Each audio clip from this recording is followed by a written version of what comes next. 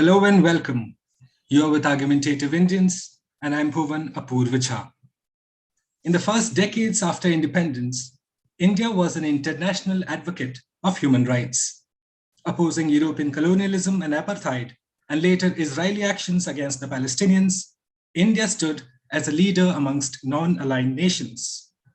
India led the quest to end the state-enforced social inequality that had characterized the world order. It engaged in assertive diplomacy, criticizing states well beyond the reach of its limited material power. India twice intervened militarily outside its borders, invoking human rights, no less, opposing the government in East Pakistan, now Bangladesh, in 1971, and aligning with the government in Sri Lanka in 1987. Dear viewers, the period after 1989 is where it gets interesting as far as reading India is concerned. This period witnesses a profound transformation in India's human rights diplomacy, which switched from an assertive to a defensive mode. The New World Order brought in its train an invigorated but highly inconsistent international human rights regime dominated by the West and NGOs that drew their power and were rooted in the West. India, along with other developing countries, struggled to preserve their sovereignty in the face of the changed regime. This period also witnesses the peak of the insurgency movement in the history of independent India. And as recorded, some human rights violations were committed while combating these insurgents and terrorists. Thereafter, India enters a severe economic crisis in the 1990s. Now, this brings home an awareness of how far India had fallen behind its Asian neighbors when it came to economic development. The conjunction of international and domestic circumstances leads the Indian leadership to the conclusion that diplomatic activism of the past was no longer wise and that India needed to put its own house in order before giving advice to others. Since then, India has continued to value sovereignty as the primary global condition for the defense of democratic rights and possibly human rights. India continues to resist the expansion of the international jurisdiction on human rights at the cost of state sovereignty. However, once again, with a fast-changing global order, will the definition of global human rights undergo a change? And does India have something to offer in that global conversation? Joining me this evening are an esteemed set of individuals who will demystify the Indian viewpoint on global human rights. The topic we at Argumentative Indians are looking to address this evening: can human rights be a viable foreign policy for the Republic of India? I'm joined by Dr. Sumit Ganguly, Distinguished Professor of Political Science at Indiana University, Bloomington, Ms. Meenakshi Ganguly, South Asia Director at Human Rights Watch, and Mr. Michael Kugelman, Deputy Director and Senior Associate for South Asia at the Wilson Center. Thank you so much for joining us here this evening at Argumentative Indians. Let me begin with Dr. Sumit Ganguly, and then I can have the other panelists come in and react on that. Dr. Ganguly, earlier this year in April, the Indian External Affairs Minister, Dr. S. Jaishankar remarks, and I quote, "People are entitled to have views about us. We will not be reticent. We also have views on other people's human rights, particularly when it pertains to our own community." Now, this riposte came hours after the annual country report on human rights practices that was released by the US State Department, which said, amongst other things, that government officials in India were intimidating critical media outlets through harassment and attacks. The US Secretary of State, Antony Blinken, had then also said that US is monitoring, quote unquote, rise in human rights abuses in India. Now, where it gets interesting, Dr. Ganguly, is the official press release put out by the Indian External Affairs Ministry, which says that the country is regularly highlighted issues of concerns in the United States, including racially and ethnically motivated attacks, hate crimes, and gun violence. Dr. Sumit Ganguly, you have had a vast experience when it comes on the global human rights debate. I have two questions for you. Number one, is it as strong as an articulation by India on another human rights another country's human rights? And the second question that I have for you is, does India have a consistent, discernible approach when it comes to discussing global human rights, and not just as a response to a strategic partner for what can be considered to be breaking the omerta? Dr. Ganguly. You are on mute, Dr. Ganguly. May I request you to unmute, please? My apologies. I didn't realize I was unmuted. I was muted. These are two very pertinent questions, and I am delighted to be on this panel with Meenakshi Ganguly and with Michael Kugelman, and hopefully Ambassador Sybil, whom I have known for years since he was posted in Washington. This is a fascinating and a most timely intervention on the part of argumentative Indians, and I'm truly delighted to be part of this panel. The questions that you ask are extremely pertinent.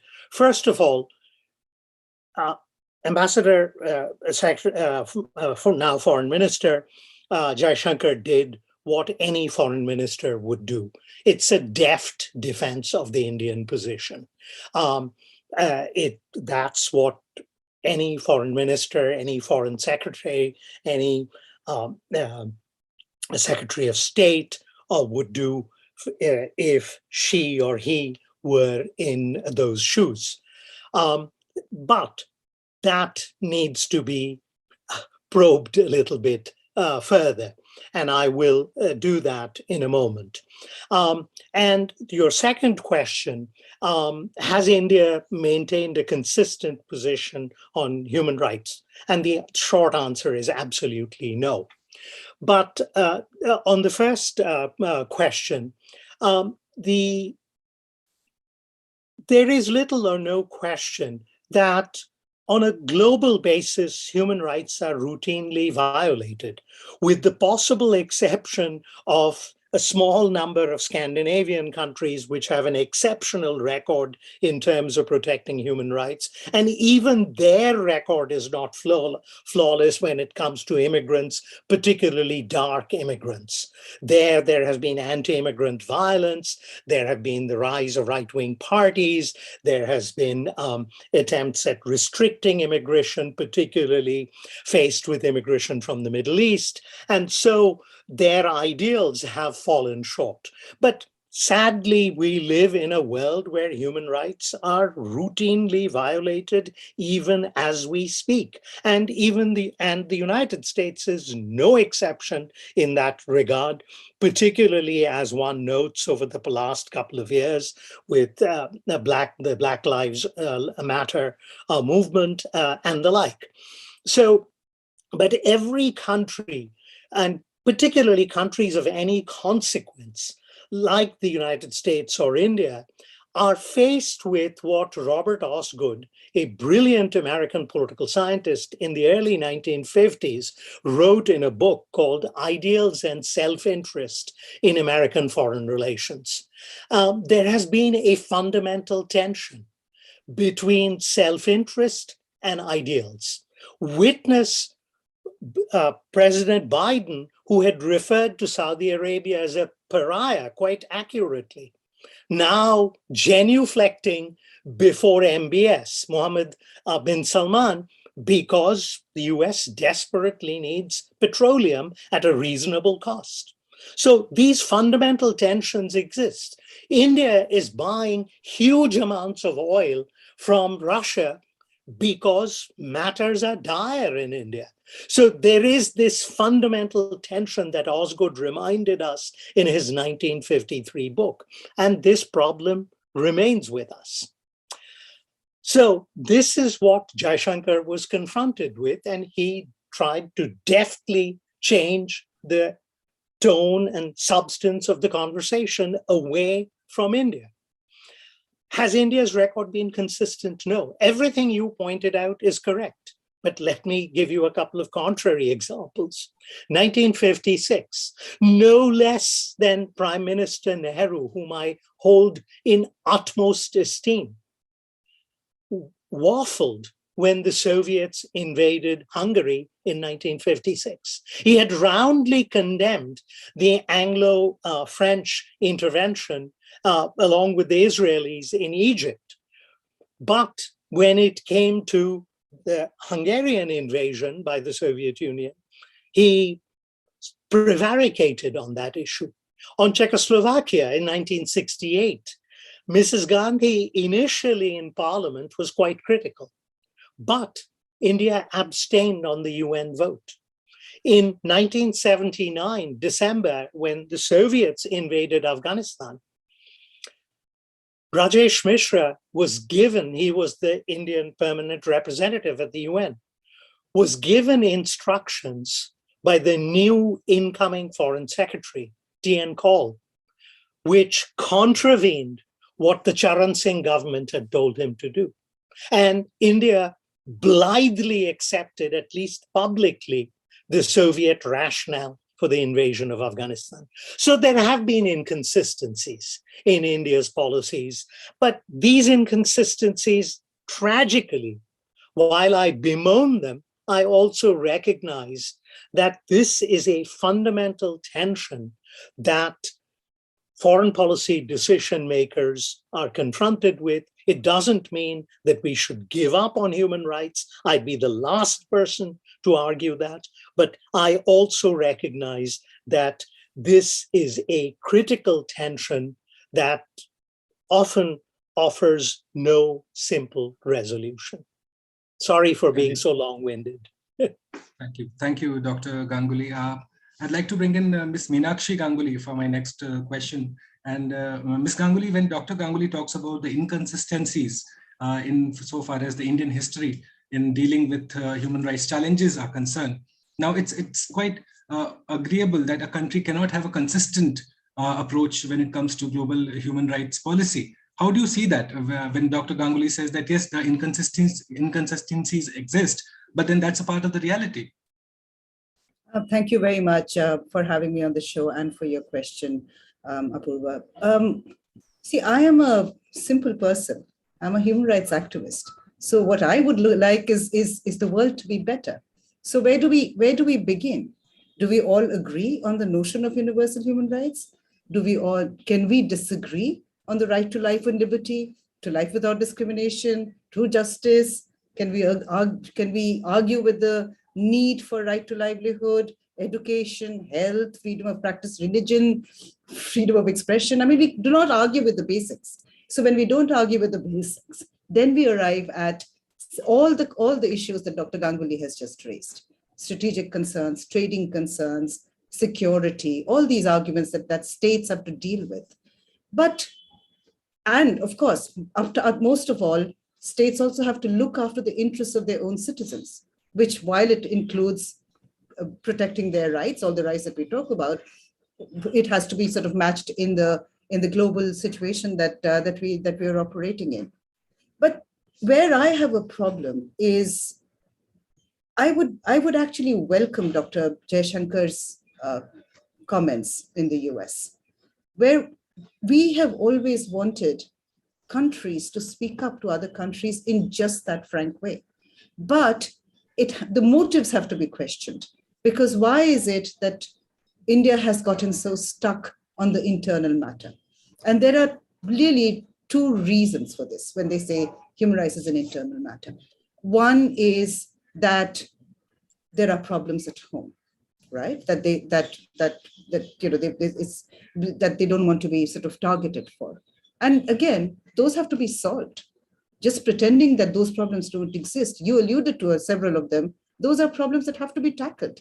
So yes, if someone else says it prickles a bit, but that doesn't mean the problem doesn't exist. And there should be space for a frank discussion on how those challenges are being addressed. And that should exist both in public conversation and in comment. The other thing that I find problematic is this sort of trying to hide those problems also with a whataboutery. Now, that is what happened here. Yes, the US has tremendous problems. US foreign policy has been mired in very serious human rights challenges. But to point to US problems doesn't solve the problem yet again. Those are still problems that exist. So how can you, that is not a defense, to try and throw stones doesn't actually help you. So yes, while I agree that there is sort of hypocrisy in all of this, where I sit, where with my communities that I work with, I still would like a world that embraces the basic ideas of decency and humanity. So the other part of this that I do want to address a bit for Indian foreign policy, you've alluded to a number of decisions India made. Dr. Ganguly has talked about others. India has always, been consistent or inconsistent. But what India was never and is now is insular. They're trying to pretend that, when you sort of circle into do not talk with sovereignty issues and internal matters, there is an insular approach to this. And however, the world today is not one where any country can afford to be insular, because everything impacts something else. So it is the truth that one of the challenges that is happening in India right now, and it's often in the news, I'll speak to this, is the challenge of Rohingya refugees. There are about 40,000 or so in India. Many of the ruling BJP leaders seem to not even be able to distinguish between economic irregular migrants that are Bangladeshis and the Rohingya who are refugees from Myanmar, having escaped tremendous atrocities. They're all being called Bengali Muslims, and there's a whole bunch of allegations against them. Now, when we speak to the Indian government and ask them to solve this, any refugee crisis has to be solved by making sure that refugees have the right to safe return. The only way the Rohingya can go back to Myanmar is the Indian government joins international efforts to hold the Myanmar military to account. Because but at that point, India gets worried, we don't interfere in internal matters of another country. But they have to, because they are actually facing the impact of some bad abuses by another government. So what I'm saying right now is that in this global world, India cannot afford not to build in human rights into its foreign policy. And we're seeing this already. There's humanitarian assistance going to Ukraine. There's humanitarian assistance going to Afghanistan. There is Sri Lanka receiving assistance right now because of the economic crisis. These are things in a global community. A country of India's stature will need to participate in one way or the other. The question is, how do you want to look? Do you want to look like a defensive sort of, I'm bad, but you're worse kind of government? Or do you want to be a global leader, a leader that acknowledges problems, deals with domestic issues, and also confronts challenges externally? Thank you, Ms. Ganguly. You speak about the Rohingyas and the challenges that are lying in front of India, and we'll come to that later in the course of this discussion. Sure. But I'd like to move on to Mr. Kugelman. And in your experience, you have followed India on the global stage and the whole human rights challenges that lie before India in your position at the Wilson Center. So would you tell us more about, in your observations, what would your observations be when it comes to reading the tea leaves as far as the Indian approach of tackling global human rights and domestic human rights is concerned? How would you respond to that? Yeah, thanks. First of all, I echo the others in thanking you for having me. It's a really great and distinguished panel. And I should say that I certainly join with an outsider's perspective. I'm not Indian, and I'm also not particularly argumentative. But it's great to be here. I agree fully with what our previous two speakers said. And just a quick note, picking up on what Ms. Ganguly said just at the end about the Rohingya refugees, I think it's important to remember that India is a country that has not signed the International the Convention on Refugees, or the protocols that came with it. And that then gives the Indian government an opportunity to say what the defense minister said several years ago, where he said that we are not legally obligated to provide for Rohingya refugees that are coming in the country, which is, I guess, true in a literal sense and a legal sense, because India hadn't signed on to that treaty. But obviously, from a moral, humanitarian context, it's a very problematic thing to say. For sure. So, in terms of India's approach, I really would fully agree with what the other two speakers have said, and maybe I'll just sort of echo what some of them said, amplify what some of them have said. For me, what stands out, in addition to the inconsistent policy that India has taken, which of course most countries have inconsistent policies when it comes to human rights policy, is indeed how the government, and particularly the current government, but not only the current government, has responded to questions and concerns and criticism about human rights in its own within its own borders. And I think Ms. Ganguly has done a great job of explaining why it has been problematic. But what I would just say is that it's going to be more and more important for India to, in my view, come up with a different approach than this reflexive, you don't have the right to comment on what's going on in our country.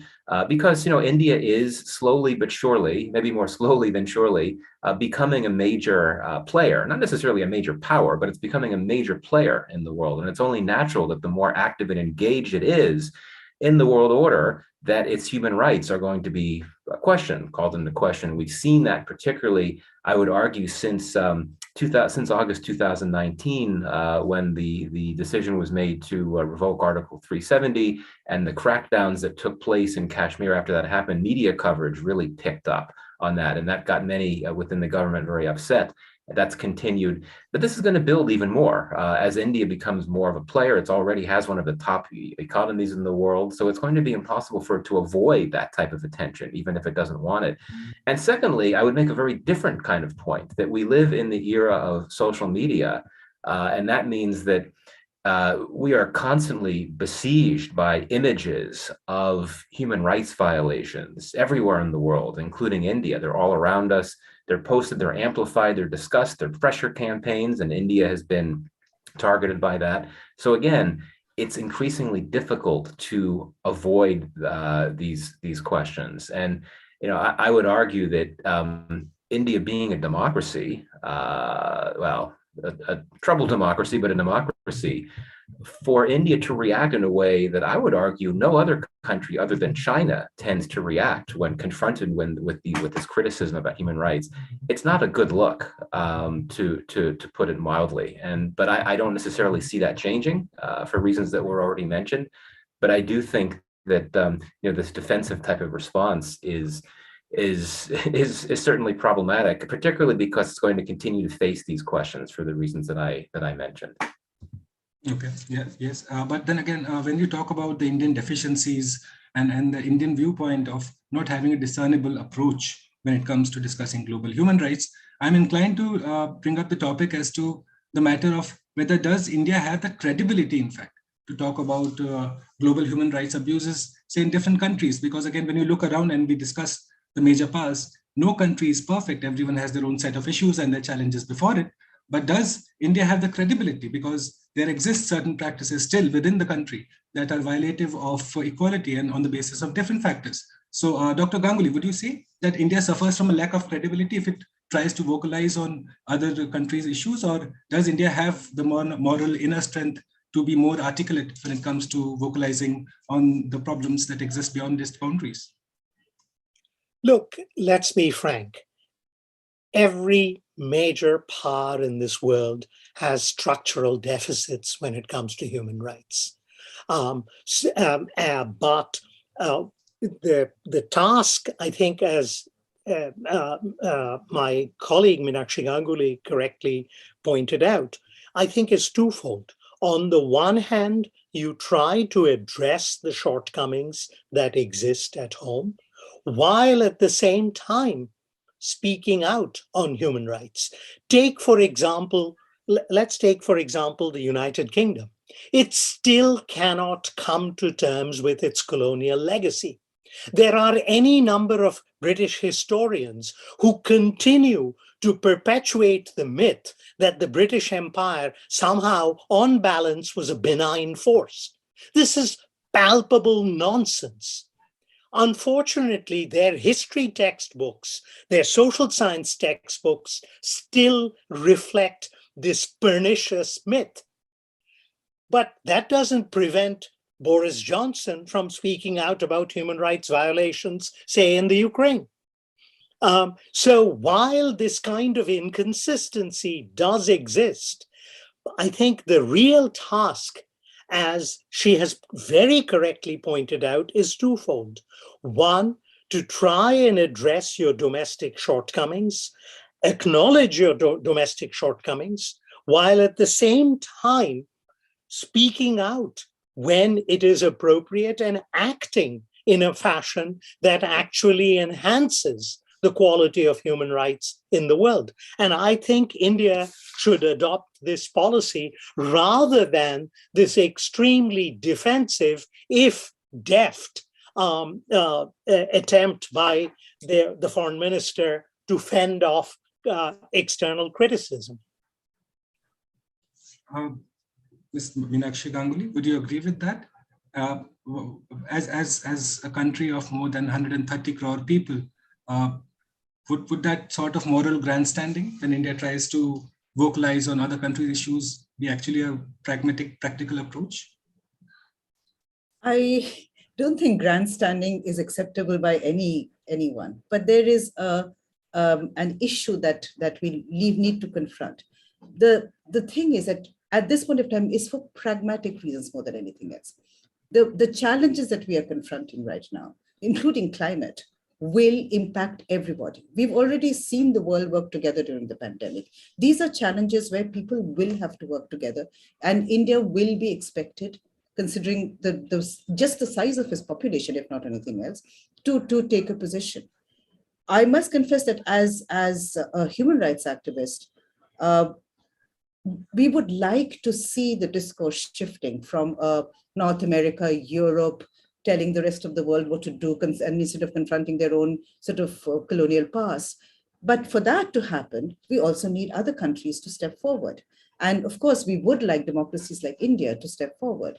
India is, when it's abroad, tends to speak a lot about how its own human rights record is defended by its institutions, by civil society. And unfortunately, more and more, we see those institutions are under threat. Today, just right now, Tista Setalwad has been detained. So civil society is under enormous pressure. These are not good. This is not a good look, as Michael said. If India wants to progress and take the leadership role that it deserves, then there has to be a little bit more adjustment to the human rights situation, which too often we are seeing is being driven by politics, which doesn't make sense. The principle should be the same. But there is another challenge, and I think this is something that many Indian diplomats, and Mr. Sibal is not here, but I'm sure he would mention this, is that yes, India has a lot of influence on a number of countries, but they fear the challenge of China. So they go back to the historical reasons of having defended Aung San Suu Kyi and ceding ground to China, or having intervened in Sri Lanka and ceding ground to China. These are arguments that are often made. And to that, we almost always also argue that in the end, China's checkbook diplomacy is also falling flat. So in the end, right will prevail. A sense of justice, the sense of leadership that a country like India can provide will probably hold more weight in the long run. In the short run, yes, they might say that certain governments have leaned towards Sri Lanka, towards China, and so on.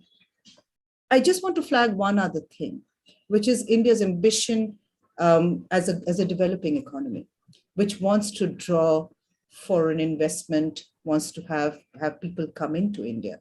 Again, in that circumstance, there is this question, this sort of offer of India as a democracy, and a country that is not defending its own citizens robustly and is defensive when questioned about it is not going to do very well then. Because as much as India invests in other countries, we would like Indian investors to speak to the rights situation or the labor rights and other protections in those countries where they are investing. Similarly, India should have that role.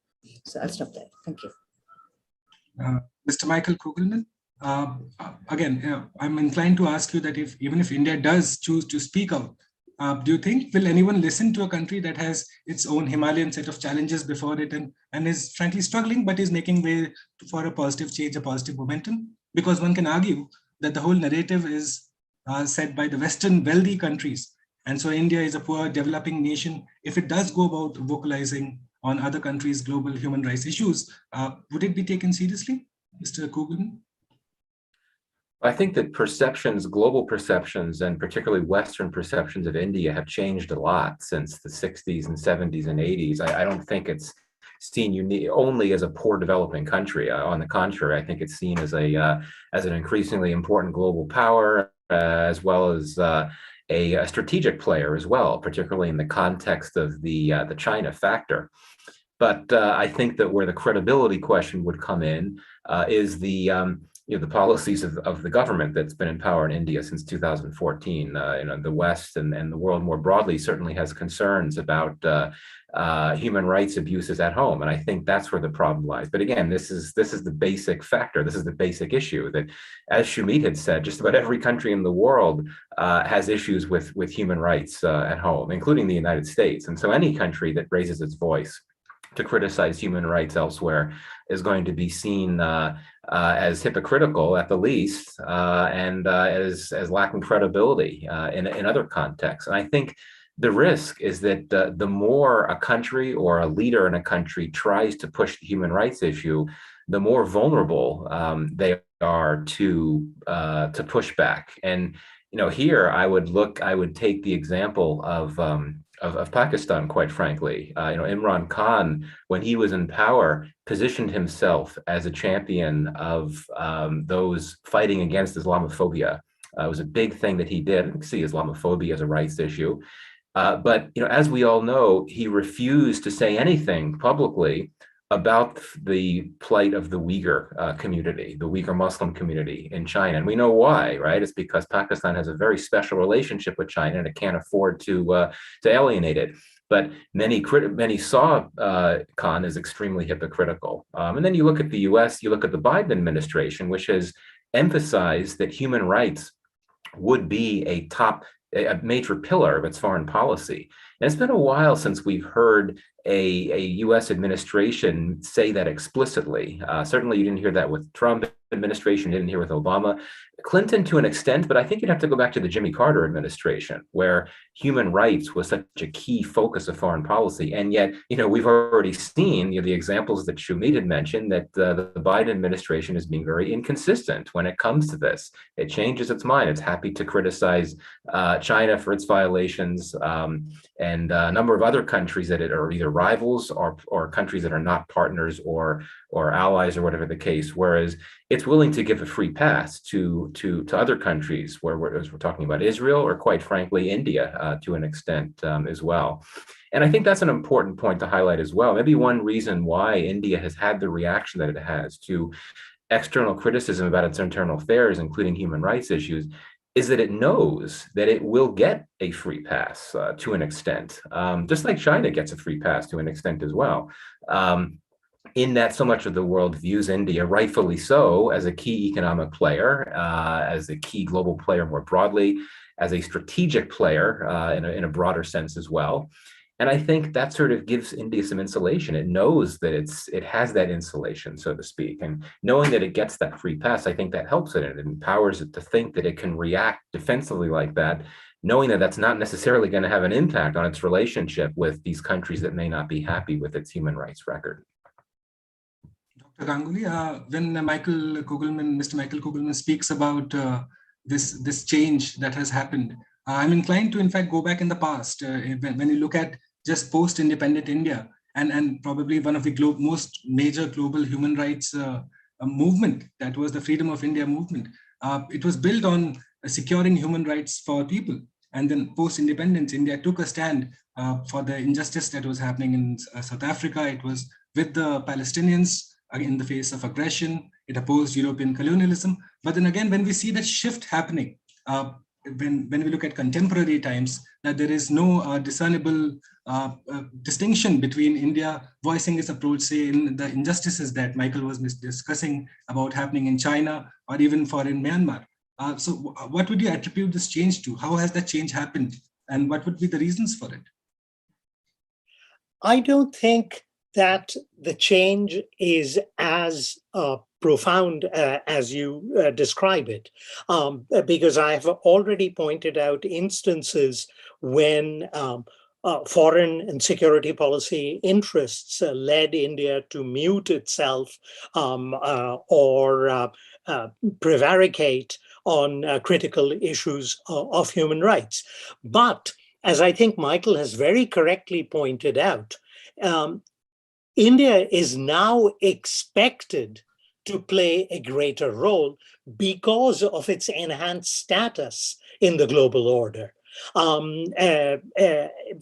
Today, because India is much more involved, is much more integrated into the global economy, has a certain standing in global affairs. Consequently, there are expectations from India, from other countries, that it step up and assume certain kinds of responsibilities. And consequently, these things are highlighted to a much greater extent. Furthermore, I think Michael is also correct in that social media is playing a vitally important role.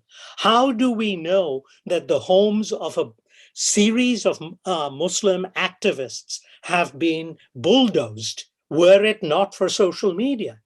Because it's all over the internet. And consequently, there is much greater scrutiny. And yet, at the same time, I would argue, I think, as Ms. Ganguly has very correctly also pointed out, that India has not given up completely on questions of human rights. Otherwise, why would it come to the assistance of Sri Lanka? Now, admittedly, there is a neat convergence here of ideals and self-interest. Obviously, there's a humanitarian impulse to alleviate suffering as Sri Lanka faces dire economic straits. But at the same time, there's a desire to keep China out. And here, human rights and self-interest neatly converge. Similarly, in Afghanistan, why did India open this technical mission, as it calls it, in Afghanistan last week?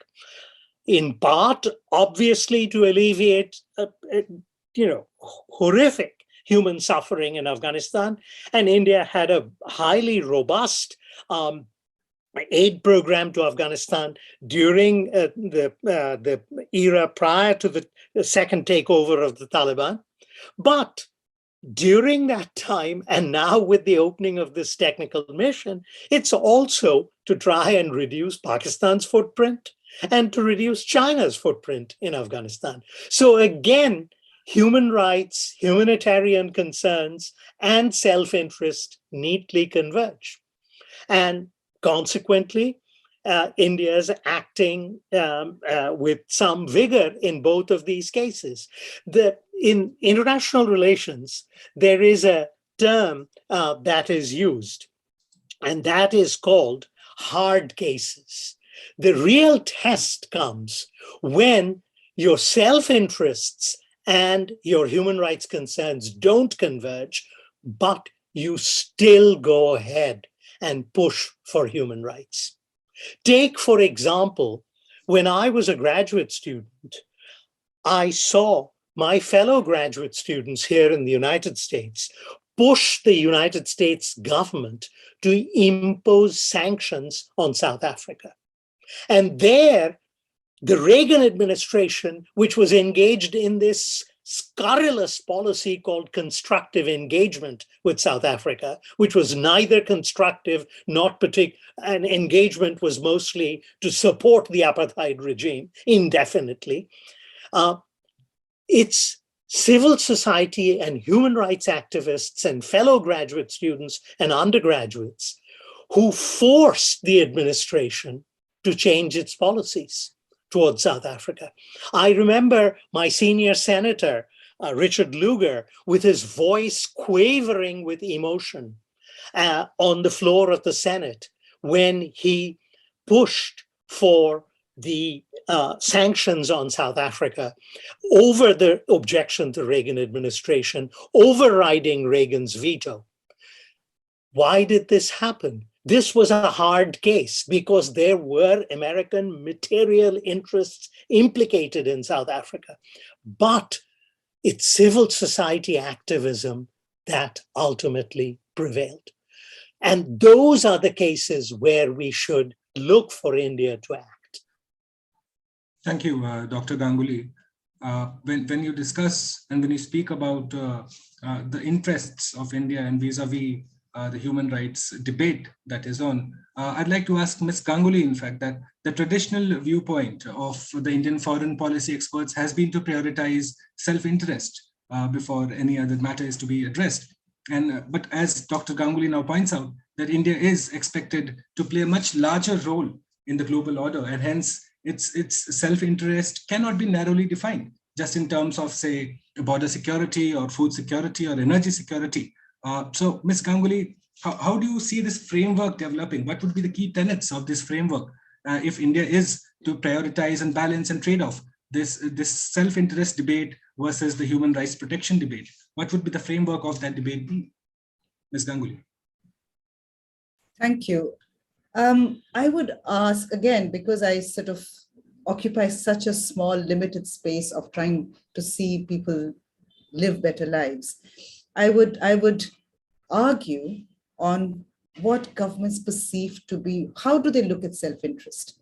Because do they take the long view? As soon as they take the long view, actually, human rights does converge on self-interest. So it's in the immediate. Yes, if you want to buy oil tomorrow, are you going to go to Saudi Arabia or Russia or not?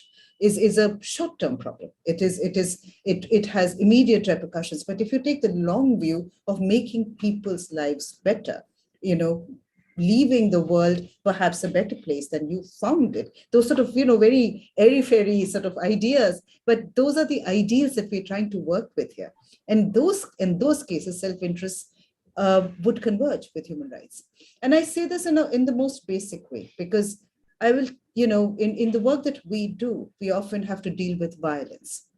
Almost always, there is violence by non-state actors, counter-violence by actors, revenge violence by non-state actors. Is sort of the cycle of violence.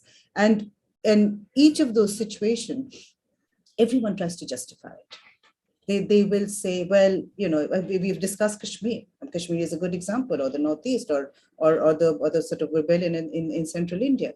In each of these places, the questions will come up that, oh, they are terrorists. That's what the state will say. It's one of the things that the Indian government almost always tries to talk about, or sort of pushback on terrorism. But then there are the other side of the story, the abuses that people suffered.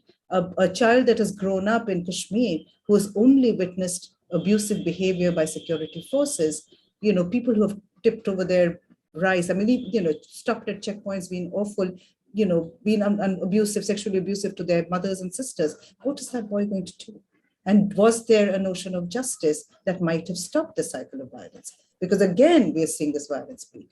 We're talking about the attacks on religious minorities in India, and there have been really unpleasant and devastating attacks. The bulldozing of homes, the fact that there is almost always a partisan response of the Modi administration, where pro-government mob violence is somehow excused while protests are punished in the most severe way possible. Now, these are going to lead to more problems. It might, as I said, in the immediate, it might serve self-interest. It might cater to a majority opinion, might win votes. But if you are a leader of a country of 1 billion people, then eventually you have to take the long-term view. And in that long-term view, these abuses that are occurring today are going to have impact later. And is that what you want to leave? Is that your legacy? Is that what you want to leave behind? Do you really want to see the Indian High Commission's yoga, ceremony in the Maldives targeted by a bunch of hoodlums? But that is what is happening. These are action reactions. And as much as I hate these sort of action reactions narratives that politicians like to adopt, in the long run, human rights in foreign policy and in domestic policy would do the kind of good that political leaders, democratically elected political leaders, want to serve as their legacy. Mr. Kugelman, how would you respond to that? Because again, when you look at the contemporary happenings, India did come under a lot of international pressure and was criticized by a lot of Western countries and lobbyist groups that it didn't take a formal position on the whole Ukraine-Russian problem that's going on. And in fact, even in your home, when you look around the Indian subcontinent, it hasn't taken a position when it comes to discussing or criticizing the military junta in Myanmar, even the minority Muslims when it comes to discussing their case and their grievance in China. India has been remarkably silent on all those occasions. So do you think that that's a legitimate trade-off that India is having to make between human rights and national interests? And would that be the most pragmatic approach for a country that is as big and as diverse as India? That's a very difficult balancing act to carry out. And it appears that this government, the current government, has made a decision that it is not going to inject moral considerations into its foreign policy. And I think that really, that to an extent explains its position on the invasion of Ukraine. Obviously, its special relationship with Russia is a big part of it too. But I think getting to this very interesting question about how India can meld self-interest and human rights together. One thing I was thinking about listening to our other speakers is how we should be defining human rights. And I think this is one of the questions for discussion that you had put out there. I think that there's a tendency to think of human rights in terms of political rights, social rights, freedom of speech, freedom of religion, and so on.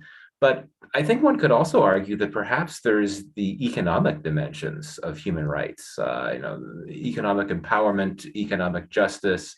And I certainly would be curious to hear Meenakshi's view on this as a human rights expert. But you look at India's foreign policy history, as I think you at your introductory remarks noted that India early in after independence had been a leader of the non-aligned movement and was advocating on behalf of the post-colonial states in solidarity with that, focused on development and prosperity and pushing for all of that. So isn't there something to be said for the idea if India were to try to elevate the issue of human rights into its foreign policy, it could do so by trying to pitch it as an effort to ensure that it continues to be in solidarity with many of the concerns of the developing world, the global south, whatever you want to call it, where issues of economic justice and economic empowerment continue to be major issues. And we've seen from some of the most noted Indian strategic thinkers in recent years in their writings, highlighting the continued importance of working with the developing world and focusing on the issues that are of importance to the developing world, whether it's debt forgiveness, climate change, or broader economic justice, whatever the issues, whatever the case may be. So my point is that maybe it's worth having a think or a discussion about how we would want to define human rights, or how India should define human rights when thinking about how to better incorporate it into its foreign policy in a way that it would also serve its interests, which include trying to partner with the developing world to help advance their interests too. Yeah, let's get in Ms. Ganguly on that. Ms. Ganguly, how would you respond to what Mr. Kugelman is saying? One of the most interesting things about India, and Dr. Ganguly will be able to speak to this a lot more, is the idea of India was almost always one that was doubted in the 75 years that India has existed. That because of the diversity, India is, if you look at it, is bigger than Europe of today. In terms of the languages spoken and the ethnicities that that exist here, and yet that fact that India continued to exist as a diverse nation was almost always one of the examples that Indian leaders would speak to as ethnicity, violence based on ethnicity or religion played out in other parts of the world, including in the non-aligned countries and other parts of the Commonwealth. This was an example India would almost always present to those governments. Look, there is a way that we can succeed. We are actually seeing a demolishing of that now. We are seeing a demolishing of that right now with sort of, insisting on Hindi being the primary language or Hindutva being the primary ideology.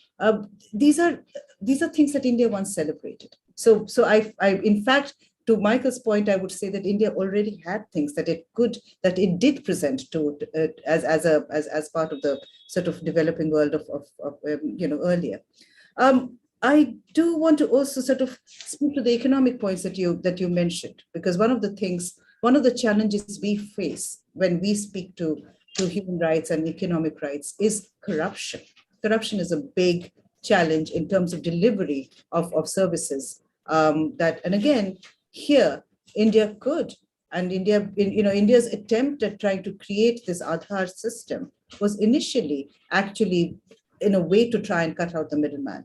It's devolved into something else, but the notion was a good one, to try and cut out the middleman, to reach benefits to communities that actually deserve them and need them. And those examples are good examples. India has, I would not describe India anymore as a poor developing country. It's not. India is a fairly wealthy country with millions and millions of very poor people. And therefore, the idea of India's policies are to address poverty in its own countries, but also to help address those challenges elsewhere. And those would be good initiatives. But it would mean that India needs to address its own domestic challenges, because India at this point of time is frightening its partners in ways that by walking away from a number of the very essence of successful world's largest democracy principles that it is to boast of. And no friend of India can entirely be quiet if these sort of very blatant abuses, this blatant crackdown on civil society continues. Dr. Ganguly, I do have a question, because when Ms. Ganguly speaks about India's diversity, I do have a question. But before that, I want to ask you, do you agree though? Because when Michael Kugelman was speaking about the Indian silence on the world issues, do you agree with that firm silence that India has chosen on the Ukraine war or the Myanmar junta situation or the concentration camps that exist in China? Are you in agreement with the Indian silence on these issues? No, I am not in agreement on either issue. And in fact, I have written quite vigorously on both subjects, particularly on the Indian position on Ukraine. I understand the reasons why India has adopted the position on Ukraine. But on the other hand, I lament the position that it has adopted. On the Uyghurs, I think India has missed an important opportunity, because here both strategic interests and human rights concerns converge. Let's be clear, the PRC is in an intransigent mood when it comes to dealing with India on the border issue, and no amount of trade or sweet words at summits are going to somehow ameliorate that relationship. And India needs to forthrightly confront that. And because of that, it should feel liberated to speak out on human rights. Here, the strategic interests and human rights concerns neatly converge. And I'd like to return, if I may, for one moment to, by the way, I agree with every word that Meenakshi has said in her last intervention. There is no daylight between us on her position and mine in terms of what is currently happening in India. And as someone who is, as an American citizen, but as someone who remains deeply sympathetic towards India, I say this with a sense of distress and misgiving that India is increasingly departing from its own most cherished democratic traditions. And Indian democracy will be hollowed out if India proceeds down this path. I'd like to return, however, very briefly to a point that Michael made, and we have a minor disagreement here. I think substantive human rights, like economic issues and social issues, cannot be separated from civil and political rights. The two are mutually reinforcing. Otherwise, and I say this with a bit of trepidation, because this is a country that is especially sensitive to any form of criticism. Singapore has long argued, you know what? We are providing you housing. We are providing you healthcare. We are providing you governance that is not corrupt. We are providing you roads which are wonderful to drive on. We are providing you marvelous resorts where you can have a terrific time, casinos where you can live it up. But do not criticize us. That's an untenable. That might work in a tiny city-state, but it's an untenable model for the rest of the world. I say this with a bit of trepidation because I have been and lived in Singapore for long periods of time, and I have close Singaporean friends, and I respect their sovereign decision to pursue this particular strategy. But I don't think this is a tenable model for a country of the size of India and the diversity of India. I think human rights must focus on the alleviation of poverty and the like, but that should not come at the cost of civil and political rights. Michael, can we have you respond to Dr. Ganguly on his question, on his disagreement? Yeah, absolutely. Right. It's no longer a disagreement in the sense that I agree with what he just said. There, it is important to that one can't divorce these different types of rights for the very reasons that he mentioned. So nothing to add to that. But just to clarify, I hadn't said, or I hadn't suggested that India has been completely silent on the Russian invasion of Ukraine. We all know its position in that it has refused to criticize Russia by name. It's refused to criticize Putin, etc. But I think we should give credit where it's due. That every Indian comment on a UN resolution focused on Russia has highlighted the humanitarian crisis in Ukraine, as well as calling for an end to the war and so on and so forth. Obviously, many in the West, and particularly the U.S., would like to go further, but it hasn't been completely silent. So that's one thing to put out there. But yes, I think that what Sumit said was absolutely right. And we know that Singapore is one of a number of countries. One could argue that China, to an extent, has even started to have this, where you have the combination of political authoritarianism and economic liberalism, which has been a formula that's worked for many of these countries. But indeed, one cannot separate conversations about economic empowerment and economic justice from broader rights issues that get at issues of social justice and access to ability to voice dissent freely and all of that. It's all related.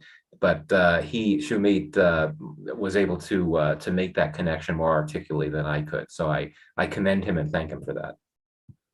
Yes, Michael, but however, again, China does prioritize sovereignty above everything else, and in fact goes out of its way to emphasize its non-interference in the matters of other states, which is in stark contrast to the approach taken by Western countries. So Michael, again, following up to what you just said, do you think that as India grows much and more influential in the global world order, is it aping China in sorts, or is it becoming much more like China in this regard when it comes to vocalizing on other human rights around the world?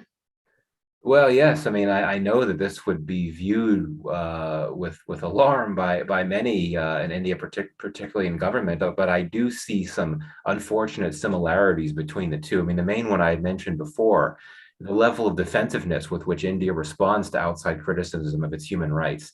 Again, I don't know of any country other than China that is as sensitive. And to use this, what I find to be a very bizarre rationale that the world has, quote, no locus standi to comment on internal affairs in India. I mean, in this era of post-globalization, everything is connected. For a country to say that no country has the right to comment on internal matters, it's not the right thing to say. Again, it sounds like something that China would say or do and does say. But it's also interesting that both India and China have endorsed these ideas of sovereignty and territorial rights and so on and so forth, the ideals that are enshrined in the UN, among other places. But you also look at the hypocrisy of that. And we could speak to that in terms of what China has done very recently, and also Russia. And in that sense, the BRICS summit, which took place the other day, there was a large section in the joint statement emphasizing the importance of sovereignty and territorial rights. When you look at the fact that 2/5 of the BRICS countries have been consistent violators of those very principles. So it's something. Whenever you resort to that type of rhetoric, you open yourself up for criticism. India, not as much so, but I think that when you start, China, I think, deserves that type of criticism. Russia does as well. But yeah, I do fear some similarities between the two in that regard. But indeed, let's be very clear that India remains a democracy. One can talk about how democracy is backsliding. We could talk about these increased crackdowns on civil society and others, but India is very much a democracy in ways that China is not and has not been for quite some time. So I think it's important not to overstate these similarities between the two. Dr. Sumit Ganguly, again, to bring in you on the same question, is India following the China model of non-interference and keeping silence all throughout on other countries' issues? How are you reading this change in stance? India has been selective in its criticisms and has occasionally been muted in its criticisms. But this obsession with sovereignty is really a cloak for covering up shortcomings and human rights, and frankly, human rights abuses within India. And at some point, I think India has to be courageous enough to acknowledge that, yes, there are domestic shortcomings and we are seeking to address them, but we are going to speak out with vigor where we find that there are egregious violations of human rights. India's position, for example, on the responsibility to protect has been quite uneven. And only when it has faced significant pressure, particularly from the United States, has it signed on to R2P with all its shortcomings. I recognize that R2P was hardly flawless, particularly in its implementation. And there's a certain selectivity in terms of the use of R2P. But nevertheless, I think in principle, it remains a good idea. And I actually teach that in my international relations classes. Notice also India's position on the universal jurisdiction and the International Criminal Court, because the fear is that at some point, if India endorses these principles and the court, that these things could come to haunt India at some point. So instead of being fearful and instead of being so filled with trepidation, perhaps it's time to start putting India's own house in order, difficult as that may be, and certainly not willfully participating in human rights violations as a minimal standard for India to adhere to. But again, Dr. Ganguly, when you speak about India valuing sovereignty above everything else and how it should change, don't you think, and would you agree that the colonial past and the colonial experience that India has had is informing this very prioritization of sovereignty above everything else? No, I think after 75 years of independence, this is really becoming a justification or a rationale. Let's face it, India tossed sovereignty out of the window, and I supported it, by the way, wholeheartedly. And I'm on record in 1971 when it invaded East Pakistan. And I thought this was a justified humanitarian intervention. One can actually now read the book of this excellent Princeton historian, Gary Bass, The Blood Telegram, where it shows the wonderful debates that took place in Indian foreign policy circles about the strategic imperative and at the same time humanitarian concerns about intervening in East Pakistan. But I supported it. Sovereignty cannot be a cloak for genocide. In India's intervention in Sri Lanka, It was very well-meaning. It ultimately proved to be a debacle, but that's another story. But ultimately, it was designed in part to protect the rights of the Tamil minority, which were being systematically abused. So this notion that India has been this firm adherent to the notion of national sovereignty is a myth. Ms. Ganguly, how would you see that discussion developing? Is India reticent when it comes to the responsibility to protect, and does it indeed have any locus standi as such when it comes to discussing global human rights issues in other countries? Well, I believe every country has a locus standi to speak to the situation in other countries, pretty much as Sumit just said, as Dr. Ganguly just said, because sovereignty cannot be a cloak. That isn't an excuse enough. We spoke about China earlier. The truth is just China is struggling. It's the reputational harm that has played out in Xinjiang is something that China is having to grapple with and defend. So it isn't, they can keep arguing about it, but it is coming at a reputational cost at a time when China really wants to be recognized as one of the most important powers in the world. And so therefore, why diminish it? See, where I sit, why diminish what you could get right? Be the global power you want to be, sell the toys that you want to sell, maybe not put lead in them. But why treat these people so poorly? Why put hundreds of thousands into detention camps? I just, and why should India then not have the moral authority to say so? And it reminds me a bit of a domestic violence situation, right?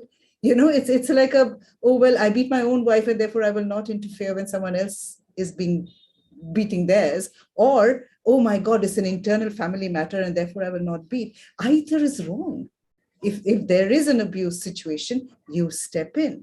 So it's actually written into Indian law now. I mean, any incident of child abuse is something that we as citizens have to report. So, I mean, I think those basic principles are perhaps something that need to be held on to. I understand that there are strategic, economic interests, there are compulsions.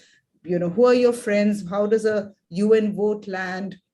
Who's going to use their veto? I get all of that. Those are the bigger concerns of all our leaders and officials. But from where I sit, if someone is being abused, you have the moral reason to intervene and stop that abuse if you can. So, just remember that basic principle. Again, Ms. Ganguly, many critics, and it'll be said in many quarters, in fact, that national reputation or moral record or soft power, these are all overrated concepts, essentially, and what matters for a country is essentially hard power and economic might. So how would you respond to those critics then? I actually, considering the amount of work that I do on human rights, I will have to say that right now, what I meet most often about India is disappointment, because there was such hope. There was such hope that India would emerge, as I said, as the North America, Europe voice, that voice that will arrive at, which has now the economic clout to not be completely dominated by, I'm giving you a bag of wheat and therefore you now must not beat your people. It's India's emerged way beyond that. And therefore it is in a position where it can take these sort of stands which are principled. And that was the hope. We've been disappointed. I remember still when Syria happened, and there was all this hope when the IPSA countries, India, Brazil, and South Africa, stepped in, and we were all, because it was so wrong at so many levels what was happening in Syria, and no one was on the right side of that story.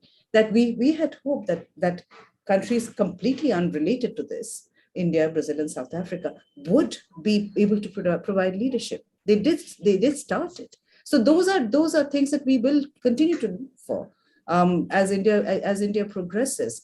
But as I said, as much as we would like to see India develop its foreign policy, the one thing that it is most prickly about is when it hurts, when the truth hurts. So therefore, they also have to alter that truth of what is happening domestically. And they are able to do that. It isn't hard to reverse some of the sort of terrible trends that have come about. Let me bring in Mr. Kugelman for my next question, because as Ms. Ganguly says that she's disappointed in how the Indian story is developing. But again, I want to bring in the larger discourse on human rights, especially in the Indo-Pacific.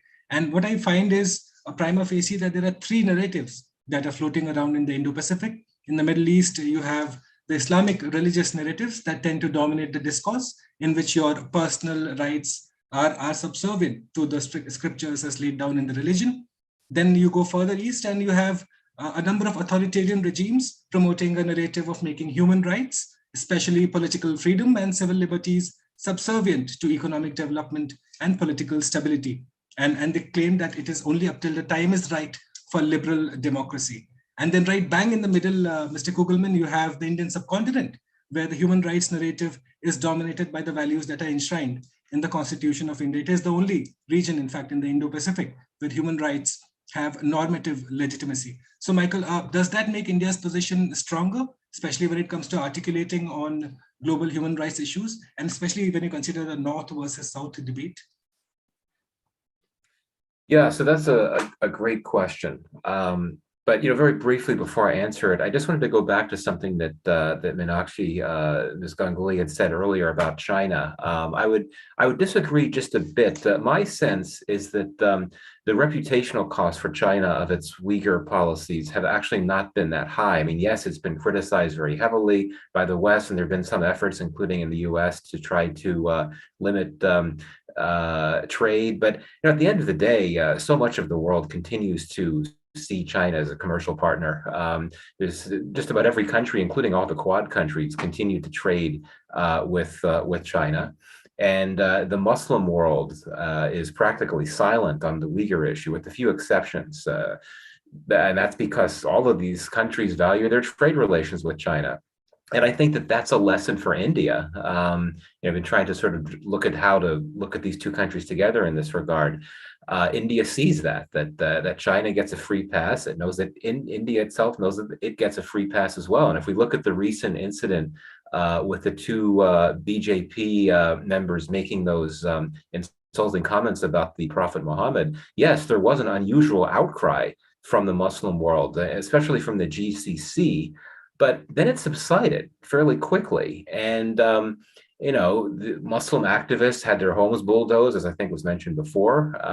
You didn't hear a peep from the Muslim world. So I think that, yes, there is that immediate reaction to these insulting comments about the Prophet Muhammad. But when it came back to this broader issue of concerns about the plight of Indian Muslims, well, these countries that one would expect may be concerned, they went back to saying nothing.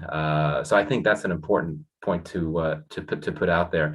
To your question, I think that the answer comes back to the broader issue of inconsistency and hypocrisy, that because of what is playing out in India right now, because of this upsurge in crackdowns on dissent, the upsurge in internet shutdowns, all of these manifestations of human rights violations and concerns about that democratic backsliding, I think that undermines any Indian credibility that it could claim to have based on what's enshrined in its constitution. I think that's the basic point. And until, as we've all, I think, discussed, is seen as taking irreversible steps to get its own house back in order, anything that it may try to say about other countries and their rights records is not going to be seen as credible, again, regardless of what India's constitution may say. So I'll end there.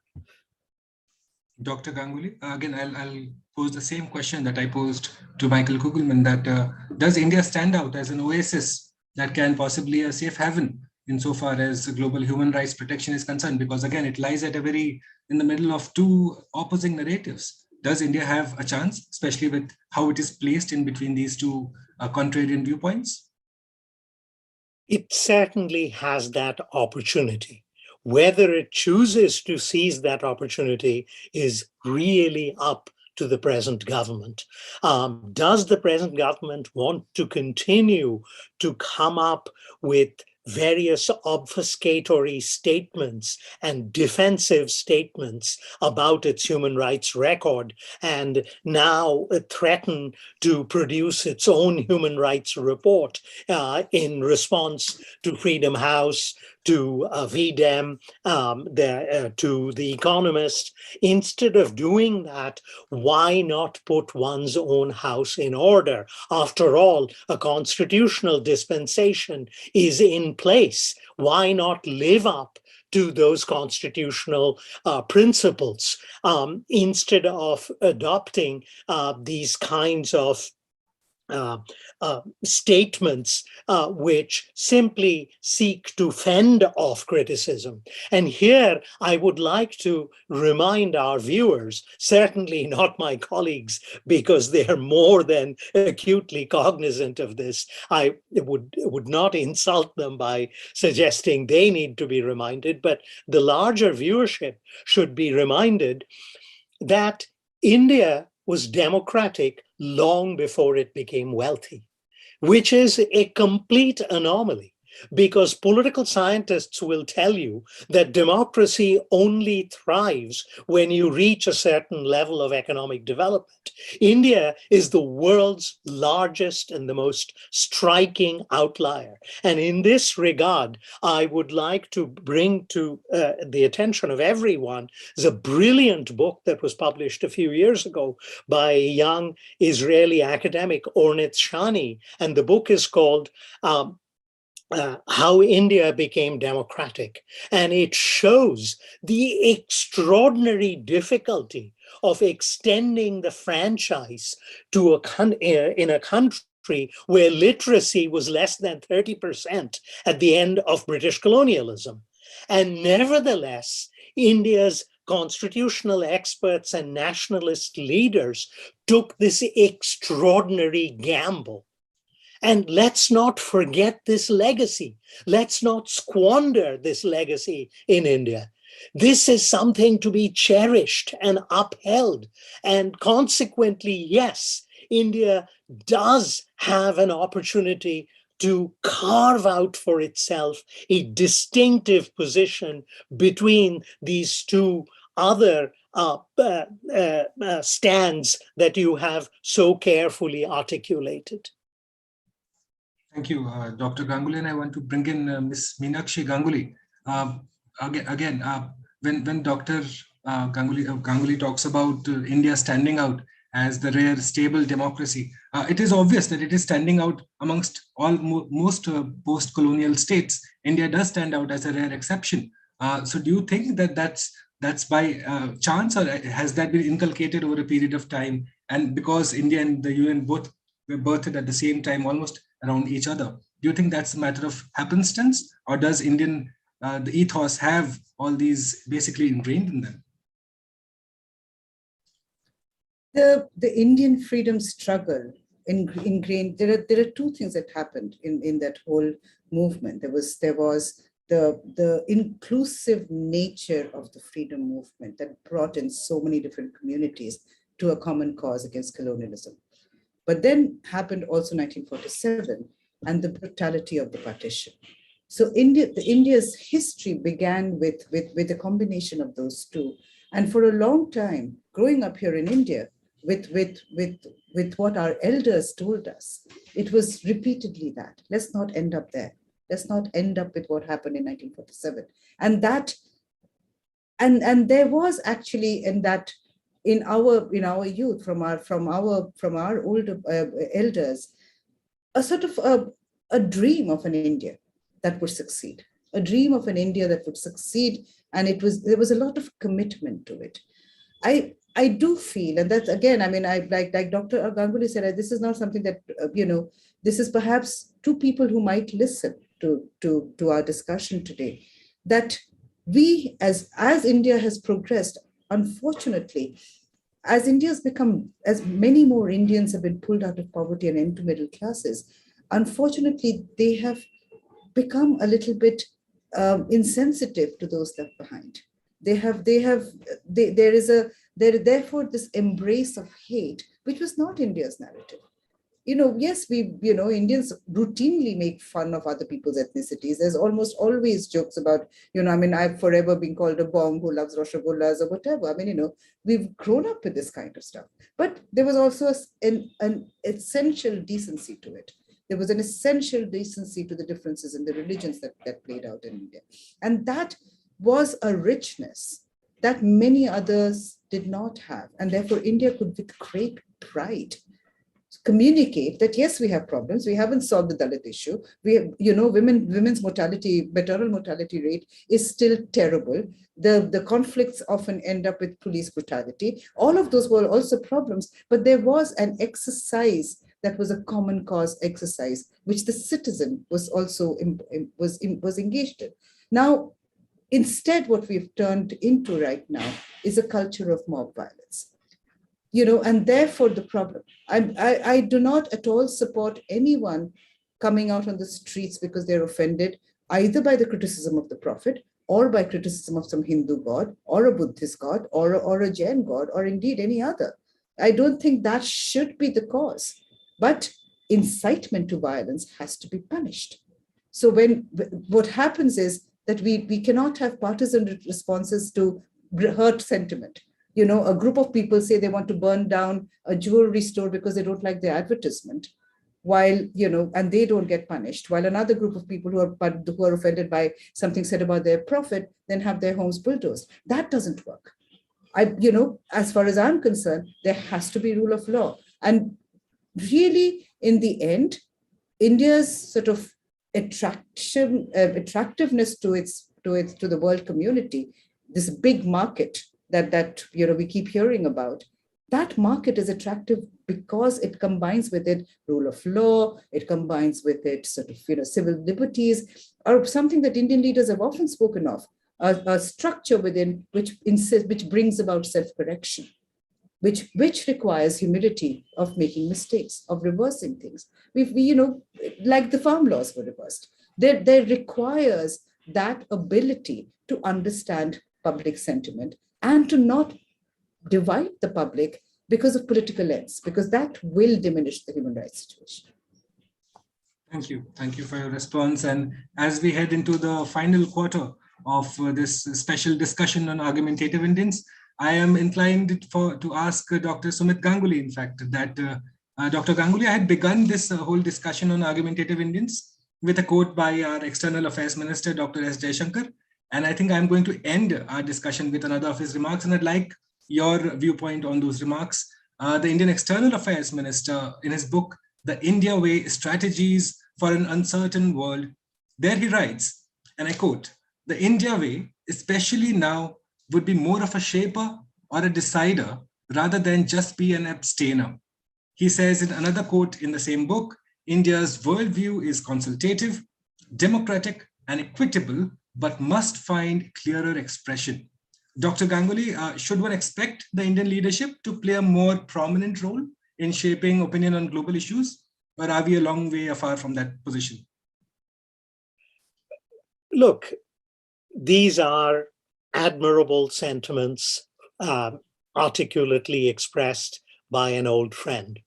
That said, these magnanimous sentiments aside, it is, as Meenakshi has so articulately stated, India needs to start thinking about putting its own house in order.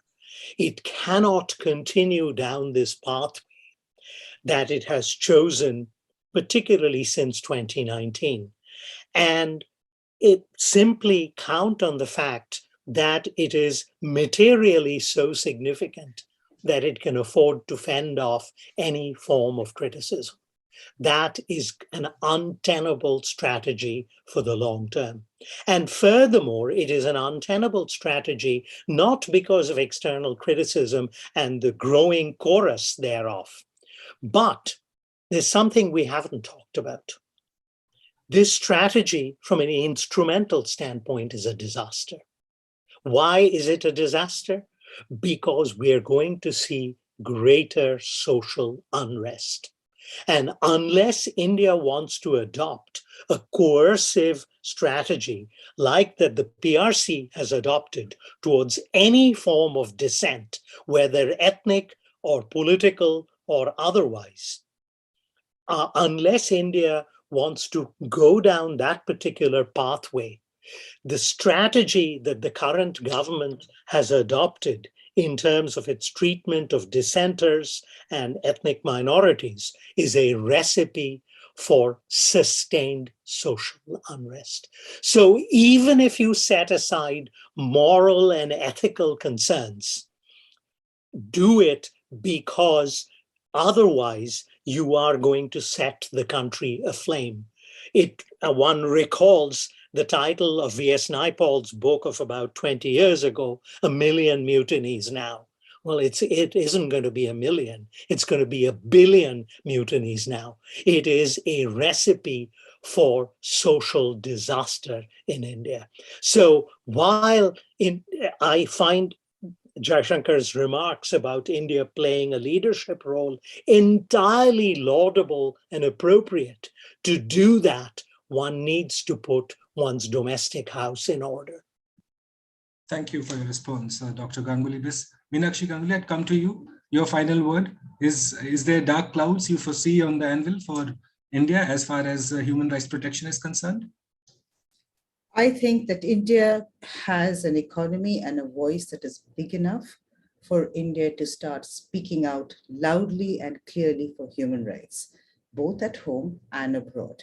So therefore, there should not be, as we keep saying, India has reached a place where it's being criticized a lot more than it can stomach, perhaps, and that needs to be solved. But as much, India has also grown the clout and the respect that can bring about much more change for people outside. So therefore, we would like to see India be a robust defender of rights, including in the US, as the foreign minister just did, speak to that, but also solve the problems back home, both committed to human rights universally.